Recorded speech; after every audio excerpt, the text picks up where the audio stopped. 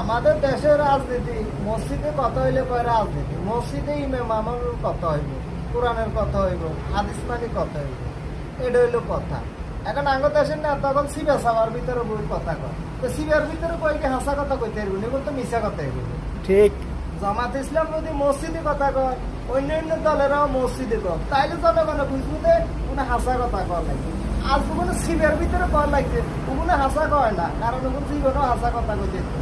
আর মসজিদের ভিতরে যদি কোনো আলোচনার কথা হয়, তাহলে তো কতলের কথা, মানুষের ক্ষতি করার কথা, সুদের কথা, দুর্নীতির কথা, ঘুষের কথা, মানুষ মারার কথা, দর্শনের কথা, এগেন কইতে দিতে হবে।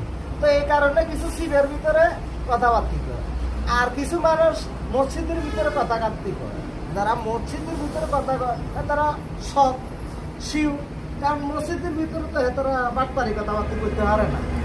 আর যারা রাজনীতির আলাপ সালাপ মসজিদের ভিতরে করবো, আমার যুক্তিতে আছে যে হেরে দিয়ে ইমামতি কর, হে যদি মসজিদের ভিতরে কোনো বক্তব্য, রাজনীতি বক্তব্য দিই, তাইলে হেরে দিয়ে মসজিদের ভিতরে ইমামতি কর, সেই নামাজ শেষ করাই, যে মানুষগুলোর সাথে বক্তব্য দিব তারপরে নামাজ হরাই, তার ভালো মন্দ দুই চেরার কথা করবো, সেটা হলো গ্যারান্টেড। আর যদি সে নামাজে হওয়াইতে না হারে, তো মানুষের বক্তব্য দিব, সেটা কোন ধরনের গ্যারান্টেড? এটা হলো আন্ডা মার্কা গ্যারান্টেড।